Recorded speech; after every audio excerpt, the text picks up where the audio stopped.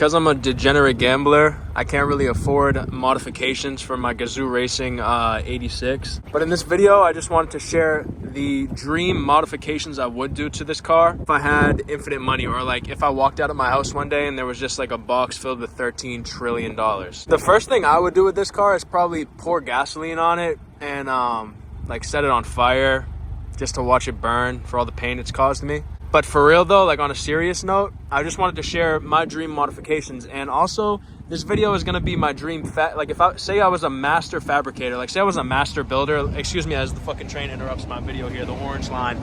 The MBTA needs to figure it the fuck out. They're in the woods. Number one, we'll just go to wheels first, because wheels are like the most important thing when it comes to automobiles. That's like the first mod you gotta do, I feel like.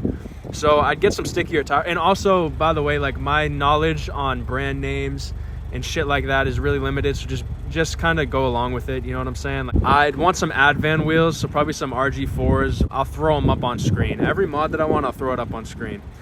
I like the exhaust I have the GR Performance exhaust right there. It came with the car. I think it was like plus 1200 on the finance, and you don't see a lot of 86s with this GR Performance exhaust, and I do like the OEM Plus look, so I would stick with these. I think they look way better than just the stock regular silver ones. As the orange line interrupts my video again. And I'd probably get some stickier tires and some Meteor tires, because I'll show you, because I'm gonna end up having more power on this car in this dream modification list. Also, endless brakes. I love endless brakes, so I'd throw endless brakes on there. I'd keep the actual body of the car, I'd keep it pretty stock. I like the way it looks. I think this car looks fantastic, to be honest, when it's like actually properly stanced out. Not really stanced, but like properly squatted and like usable still, but you know what I mean.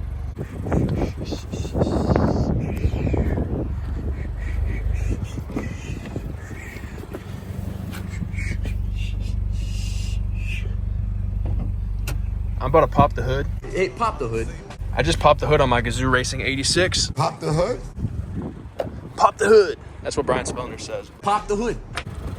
I can never figure out where the fucking latch is to open this, so just bear with me here.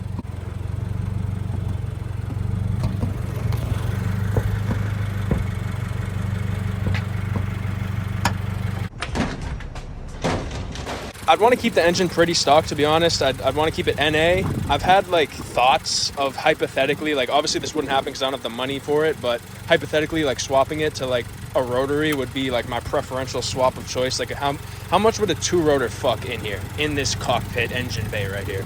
I have very limited engine knowledge, but I would go full HKS oil cooling system and full HKS air intake system.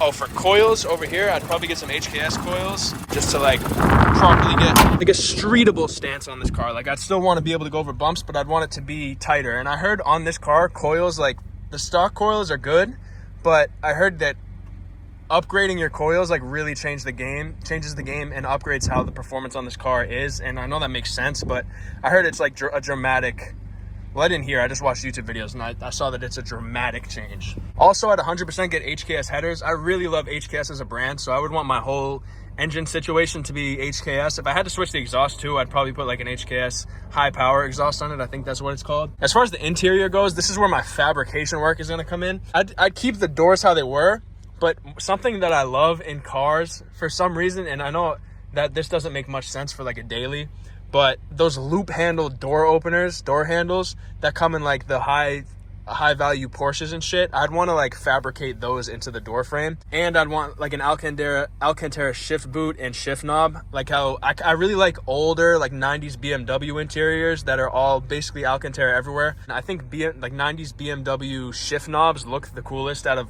basically any shift knob you could find. I'd keep the passenger seat stock like this, but I really want like a bridge seat, not one of those red bridge seats or bride seat, whatever you want to say. It all depends on like your penis size basically. So I say bridge because I have a gigantic penis.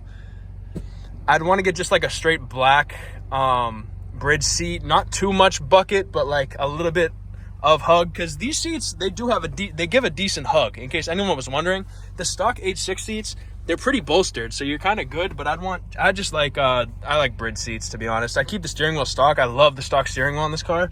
The stock steering wheel on the Supra, I really dislike, so I would change that immediately if I did get a Supra, which I can't afford that, but if I did hypothetically, because I have $3 trillion now. What else am I missing? Honestly, I think that would do it for my hypothetical mod list if I found $13 trillion outside of my house. So that's going to wrap up the video, and hope you guys